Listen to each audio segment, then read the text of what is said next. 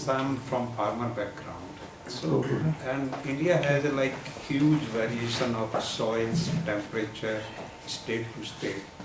So and the like productivity in Haryana, Punjab, Western UP is because of poor health, not of water problem. So how you will deal with sensor like the binding capacity of different soil may be different. So your eye sense may not work everywhere like if you make it just one product.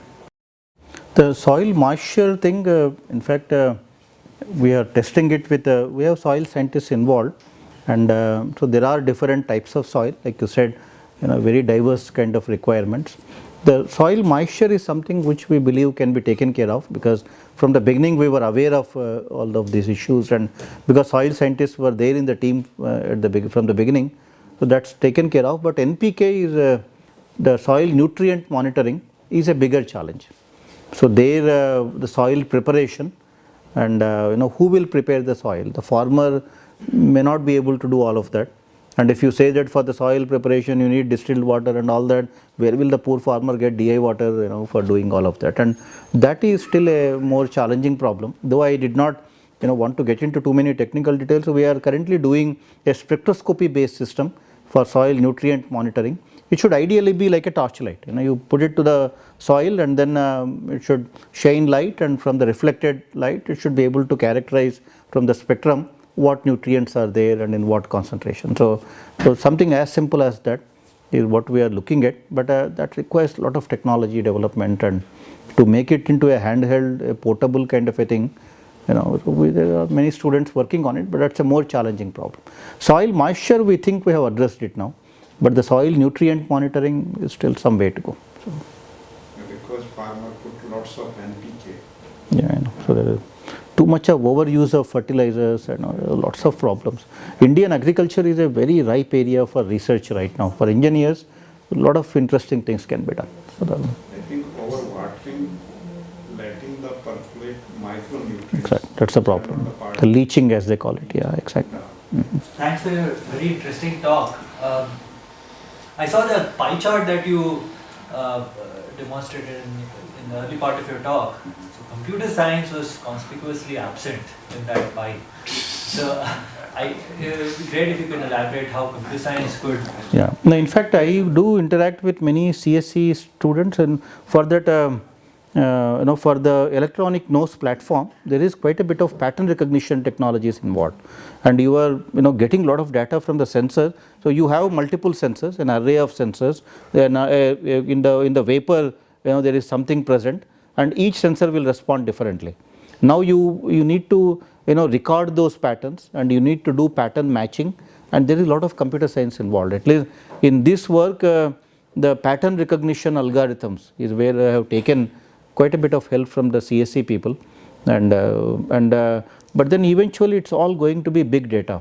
The moment you put so many sensors in the field, even for agriculture, the data handling, the big data is, needs to be looked into from a CSE point of view. So was there imaging also involved, like for detecting cracks in the soil to detect whether it's too dry? we haven't, we did not need that right now, but the image recognition anyway is there for from satellites and all that. They do some such kinds of things, but in our case, the first product which we are hoping is like a stick.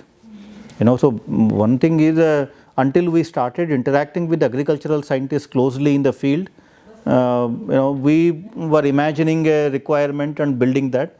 But the moment we started talking to farmers, and then started talking to people who work with the farmers, they said, they don't need Wi-Fi connectivity, they don't need all of that, they don't even need solar panel, all of that is not required for them. What they need is a stick which they can go, poke it into the soil and know whether to put more water or less water. Just an LED display, as simple as that, but cost needs to be extremely low. And again, when I talk to the management schools, there is a business model here. More than the technology, the business model of selling it to the farmer is much more important. So business schools have a major role to play, because why would a poor farmer buy your sensor. They think that what they are doing is already okay. So you need to first of all convince them that it will, but if you say that water they don't have to use much, but many of them don't really buy that argument. They finally need to see an improvement in the money they make. They need to make more money so that they trust your technology and tell the next farmer that I did this and I got 10,000 rupees more, you also do that, and then that's how the whole thing will spread. But initially, to penetrate the market, what can be a business model? So is it a cooperative movement, or do we work with government, subsidize and give it to farmers, or you give it on a loan and recover it based on something? So we have to innovate in terms of the business models too. So more than the technology for agriculture, it's the model, the business model becomes more important. So whereas our B schools don't really look at those things right now. They are still analyzing Pepsis and Coca-Colas, but here is a big problem. I mean, here how do you sell these technologies to a farmer? What is the model there? Wonderful talk, Professor Rao. I mean, we always have the opportunity to hear our own colleagues outside. So, I just want to have your opinion, particularly in health-related startups. When you develop products, I think you have been there, and you have this lack of trust if it is from India. I don't know. I mean, essentially, this is basically if Western products have been gone through a rigorous testing. I know. For example, FDA and CE approval. And that kind of benchmarking gives a selling point. It's actually a good branding also. And we need maybe those kind of metrics here in India when we have an innovation that needs to go through a rigorous evaluation, and that if it could be facilitated like the manufacturing, the second one would be actually also the metric for evaluation. This innovation is working and it has been tested with so many data. I agree with you. So that's a big challenge. I mean, maybe one can go to Sri Chitra Tirunal kind of institutes which have some certification kind of a thing, but that I am told that act is still pending to be passed. That law, somebody has drafted that whole thing, but it is still not done. That's one challenge we need to meet. So, but right now, it's free for all. You can do anything and release anything in the market, and so which is a challenge. I mean, you can look at it as a positive thing or as a negative thing. I mean, Confidence they will. I know that's a problem. Yeah, so, supervisor is the most important person during the PhD, and in fact, when some faculty members came to me recently and said, can training and placement take care of the PhD students' job and all that? I think that's not the way to do that. I think all my students, I said, first job is my responsibility. Second job is yours. After that, you are on your own. I am not going to handhold you throughout your life, but the first job, which you deserve is what I will get for you. And so I in fact, when you see my web page, I even mention where the students are placed and what they are doing and all of that, because I think it's my responsibility. When a student is not able to make a progress and stuck in some problem, it must be as much a problem for the supervisor as to the student. I think to leave the student to himself or herself is unethical. I think a student's problem should become our problem. So I strongly believe in that. And student is never alone during the PhD. I think that's a mentorship process. If a student goes into depression, if the student is not able to make a progress, even that faculty member should worry about it. I strongly believe that. Because that is the young age when a student is now trusting you and working with you. I think it has to be the responsibility of the faculty. And once the faculty members are involved, setting goals, what can happen, what you need to do, then it is fun. I think. I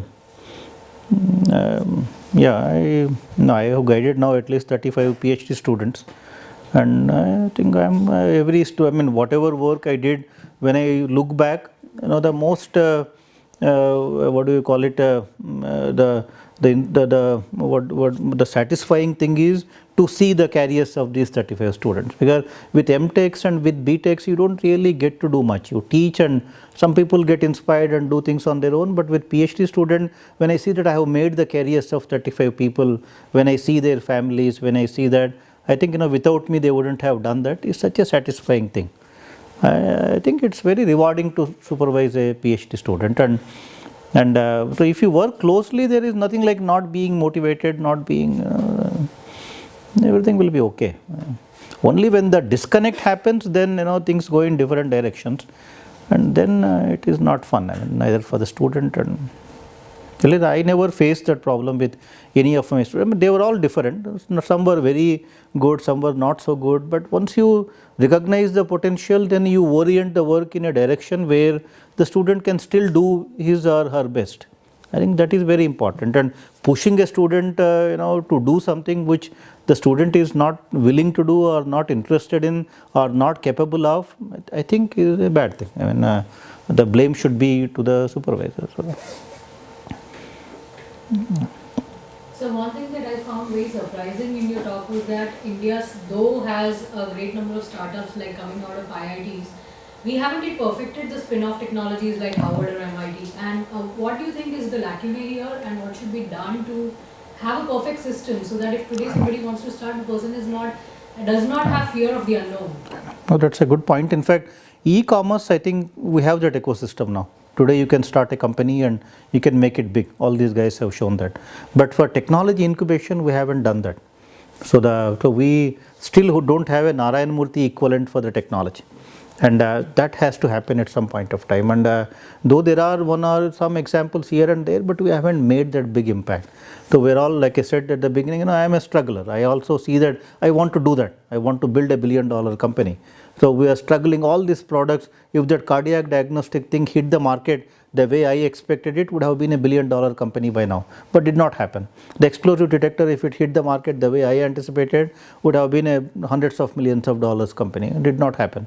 But it's taking longer than what we wanted. The first product, iSense, took us more than 10 years to make a prototype and demonstrate something. The second product, explosive detector, took us 3 years to demonstrate a prototype. The third product, agricultural sensor, within a year we could do that. So we are also learning. As a country, we haven't learned the technology incubation, innovation thing as much. But we are always so dependent on somebody, someone to come and help us all the time. We have not. And in many of these products, if you think of it, there is an indigenization.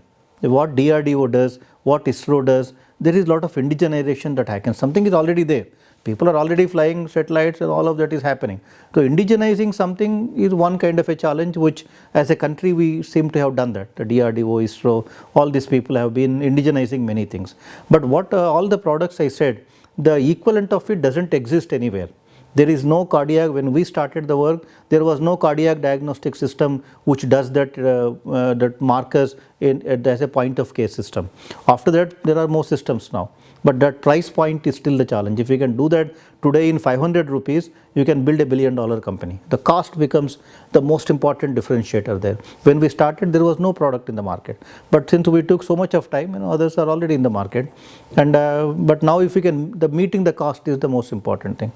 But so I think we have to do it more and more, such kinds of projects. And eventually we will get there. I mean, all these countries are also not built in a day. Like US, the tradition of technology, innovation, incubation has been there for so many years, so many decades, and I think we will be there. I think we need to make a beginning. The beginning has already happened, but now we are struggling with the infrastructure problems, because we have not, my biggest complaint about all governments, not just any government, is we have not invested enough in our institutions. So that until we do that, nothing is going to happen. So that we need to be very liberal. In fact, the funding that China gives to 2 universities, the Peking University and Tsinghua University, is equivalent to our entire MHRD budget. The MHRD has about 120 institutions, so their 2 universities are equivalent to our whole MHRD budget. A third-rated university in Canada would spend about $1 billion per year, whereas IIT budget is like 400 crores, which is not even $80 million. So with this sort of subcritical funding everywhere, doing these sort of projects is a big challenge.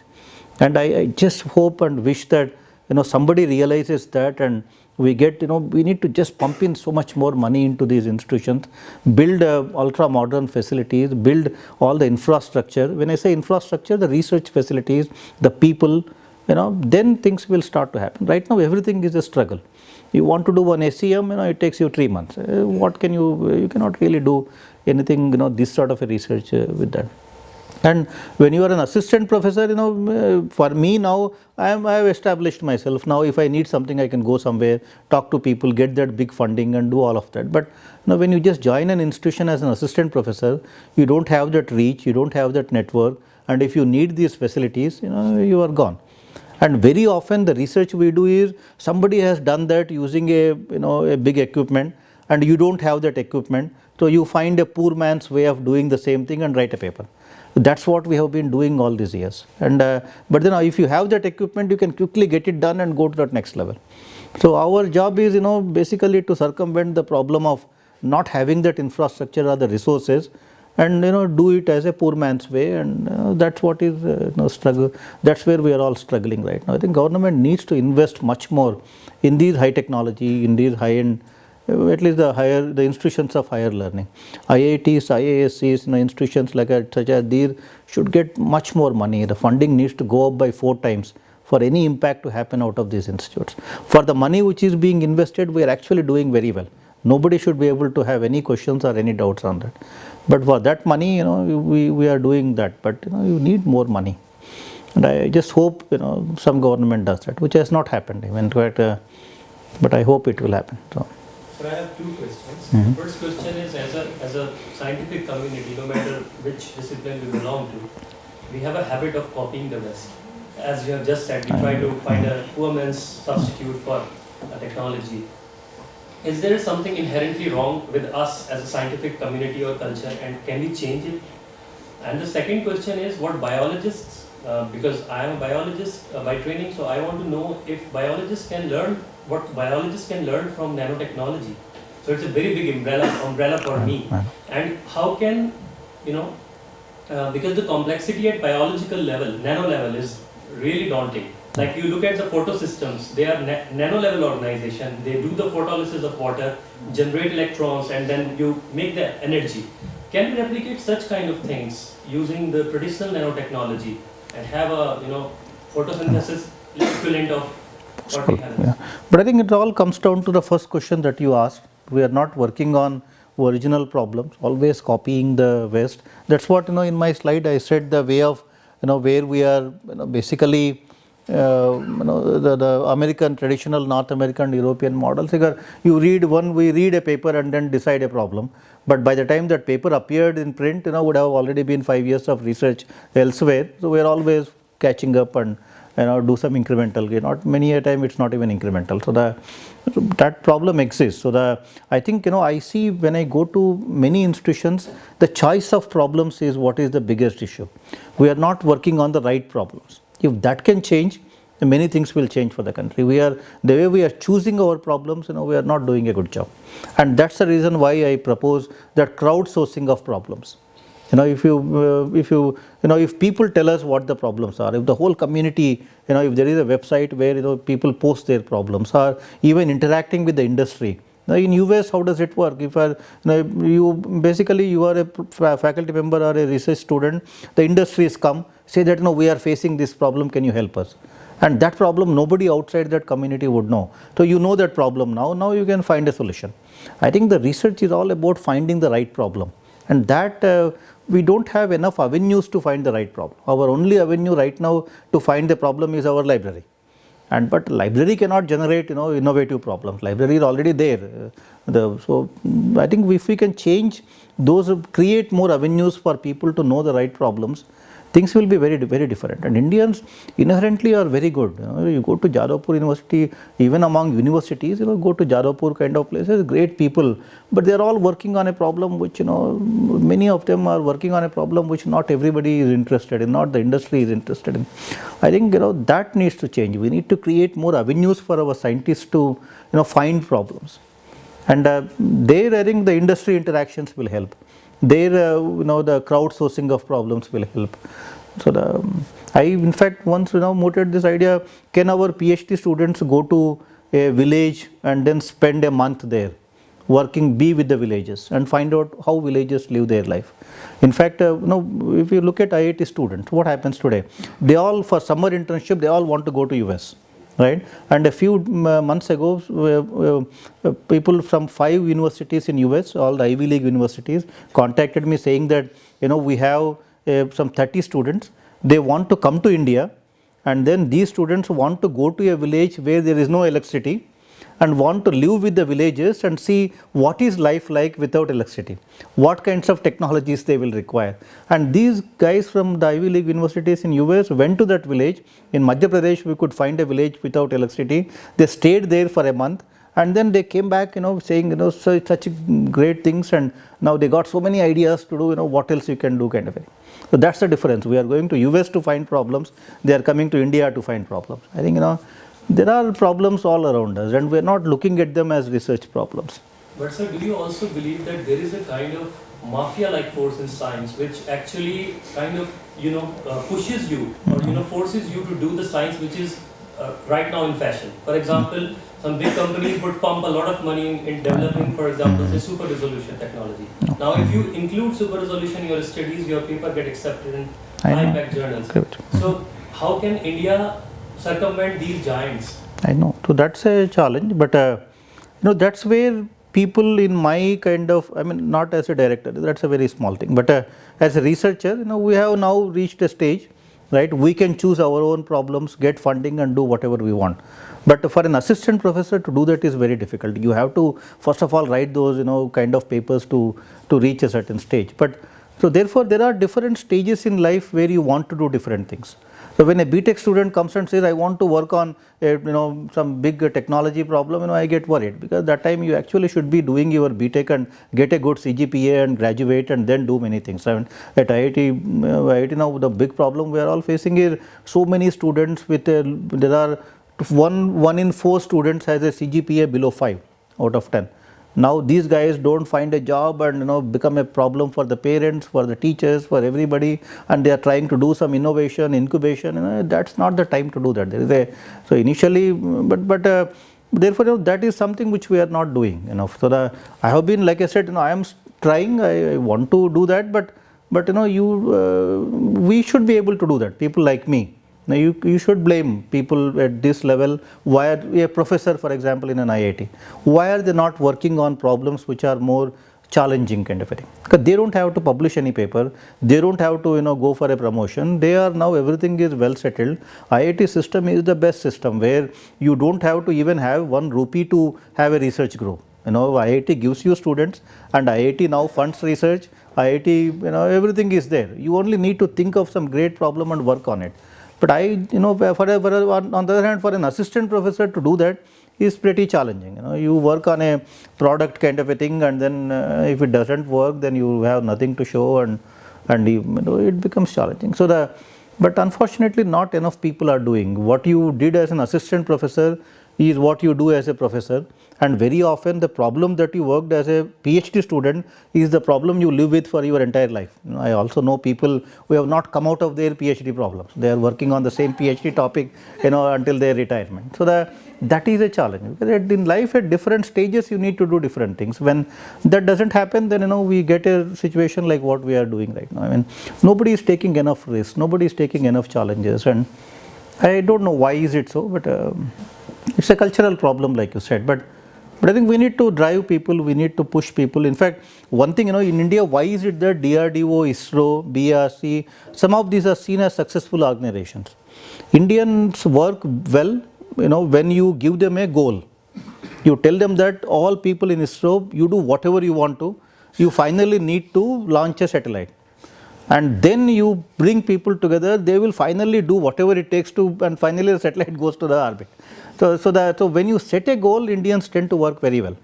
But in science and technology, we are not setting any goals. In an IIT, 500 professors, 500 problems, the 500 research areas, because there is no goal set for them.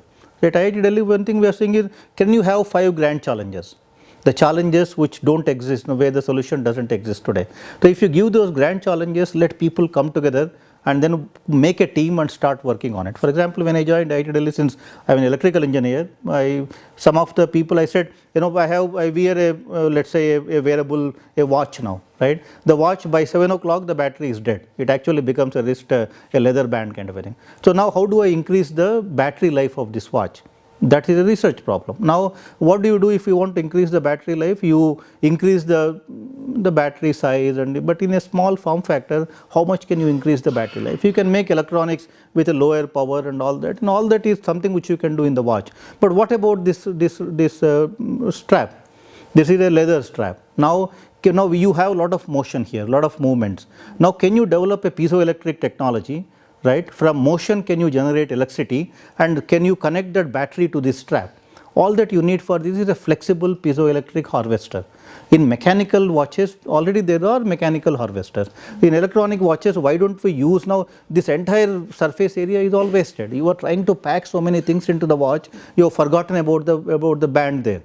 So now can you develop a wearable, or can you develop a flexible piezoelectric harvester which generates electricity from the movements, and then extend the battery life by 2 hours, which is sufficient, at least until you go to bed the watch is still alive. So that's a problem. The moment you look at it as a problem, now to develop that, you at least I can tell you 3 or 4 departments to come together. So we were able to form a team, and then we were able to 3-4 departments coming together. They wrote a proposal. Then the materials people need to come in, and the electronics people need to come in. So they wrote a proposal, and that's what we have submitted. So that is a research problem, and if you can solve it, I can tell you can start a company and start selling wristbands to all the electronic guys, to the consumers. So the choice of problem is where we therefore need to be more careful.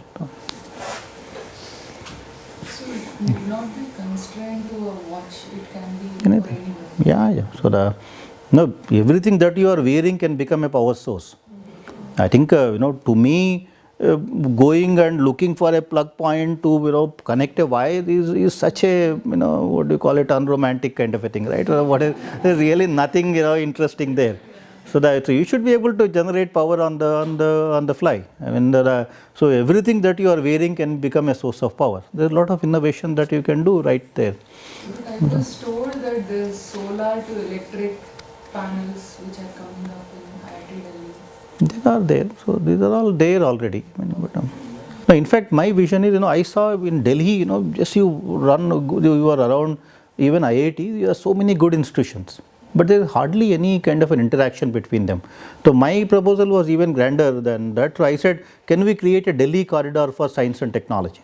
Create a web page, where you list out all the resources available in these institutes and provide a mechanism for people to share the resources, and then create a mechanism where people from these different institutions can come and a seminar series where people talk to each other. Then you get to know what other institutions are doing, you get to use them, students will start to interact with each other, then the resource problems that we are facing will also get relieved to some extent. So there are a lot of things that are possible, but then we are not doing it. So every institution is independent, and we have all, the first thing we build is a compound wall, and then a gate and security, and then so that's what even new IIT, how do new IITs form? Once the MHRD gets the land, the first thing they do is a compound wall, and then a gate and security, then you start doing things inside.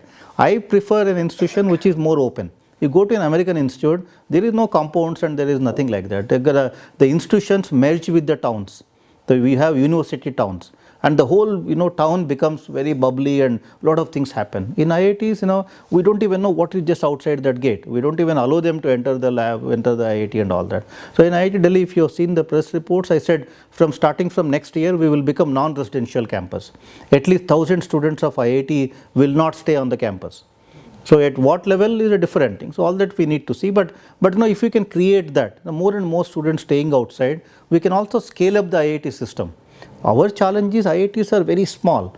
All IITs put together today admit 10,000 BTech students, and a single university abroad in US would attract 20,000 students, one single university. 23 IITs together admit 10,000 students, one university in US would admit 20,000 UG students. That's because we have not scaled them up.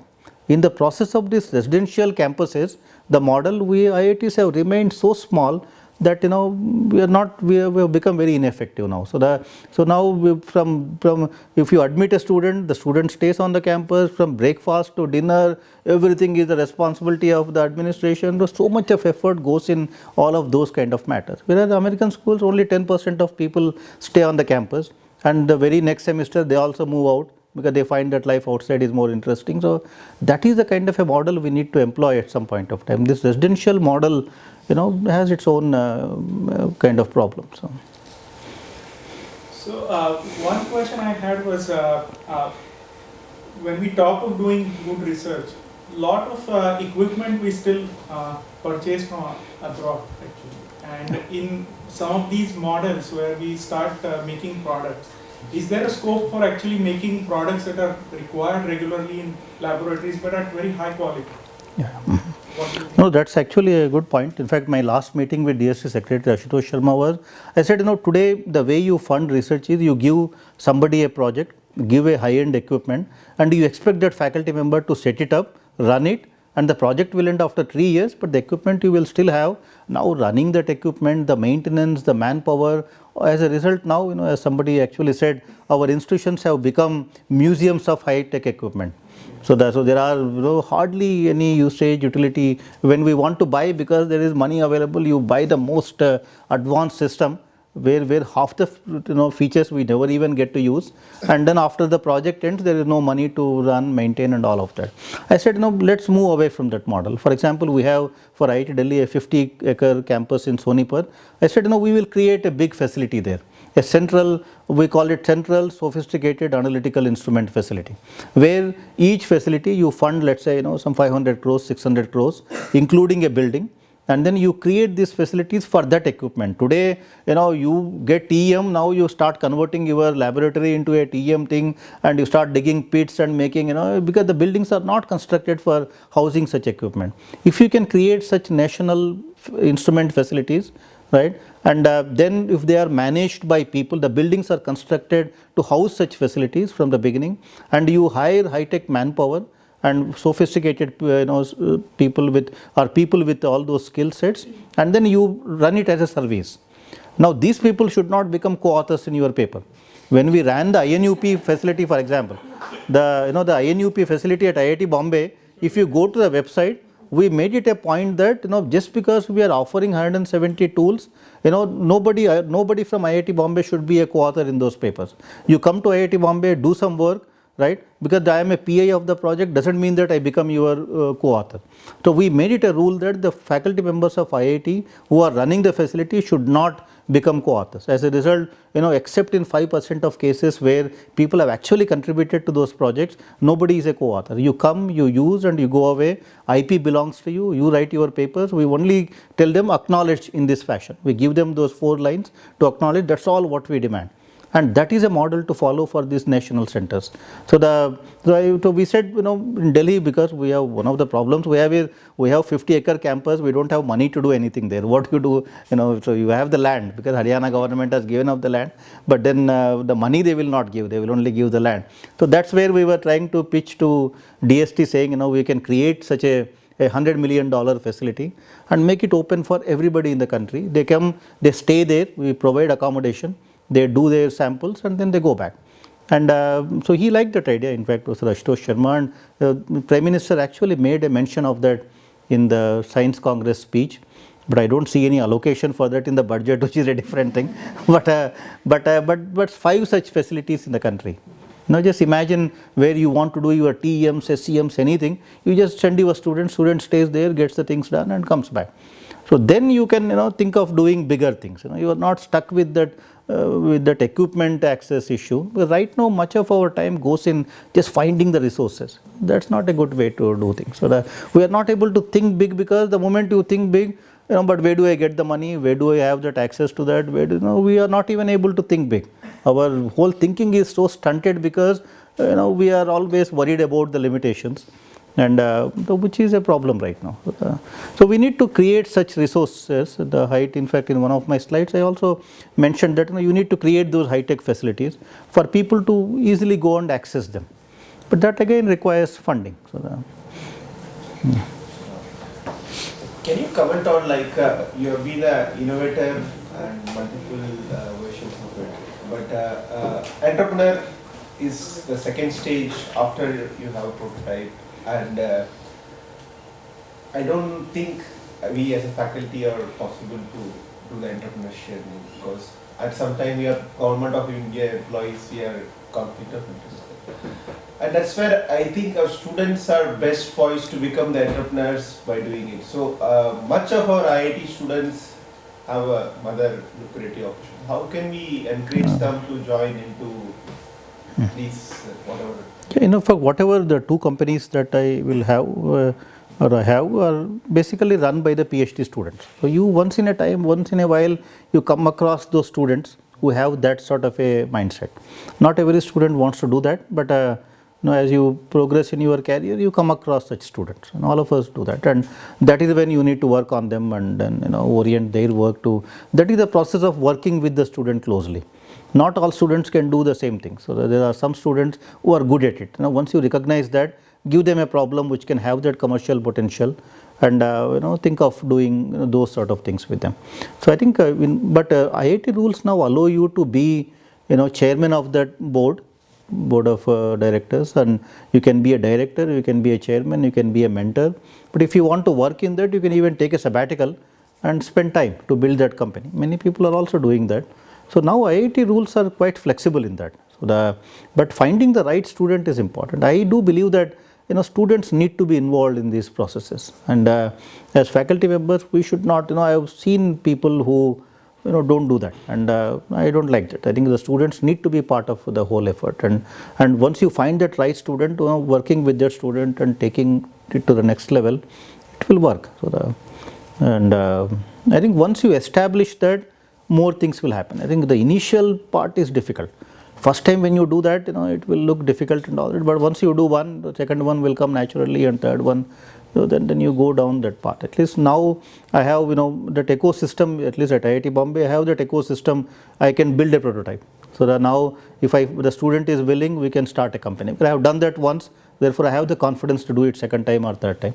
The first time, that's where you can take help of people like us or anybody. There are such people even in our IIT system who are doing that. We have not still made those billion-dollar companies, but hopefully that they will also come one day. So.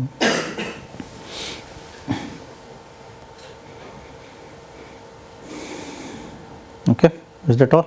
Yeah. Request. Serve on the scientific policy making board someday of the government of India. You will do it, and the country will do it. In fact, even this IIT Delhi director thing, nobody at IIT Bombay believed that I came here kind of thing. They still cannot understand how.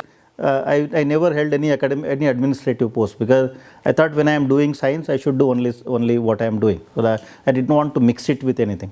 But here, last 1 year, my students are struggling now in Bombay because they were not used to. It all became all so sudden and all that. But I think it happened. But I actually came to Delhi because I was getting frustrated. I thought things need to be done differently. And I was traveling to Delhi at least once a week, even from Bombay. But we need to work with the ministries. There are good people who are willing to listen. But somehow, we are in a country where the bureaucracy, there are, the whole system that way is not, open to scientists kind of a thing. I think, I think we need to work on them. One of the reasons why I wanted more, whatever I do, what you need to do in 5 years, if you do it in 15 years, it's not going to make any difference. Everybody else will take over you. So to do that in 5 years, you need to create a certain ecosystem. So in fact, I meet people, I tell them, and I think it needs to change at some point of time. As a country, we cannot function this way. I think we need more funds for science and technology. More and more people should work on product oriented things, high technologies which are affordable. To solve India's problems, you actually require a very high technology, but that high technology needs to be made affordable. So therefore, the problem is much more complex than, like I said, doing it for US kind of a market. So that requires intensive efforts, much more funding, and that has to happen. I think, and other than that, otherwise it will be difficult. We will continue to be like this, but that's not the way we should be actually. Okay, thank you very much. Thanks.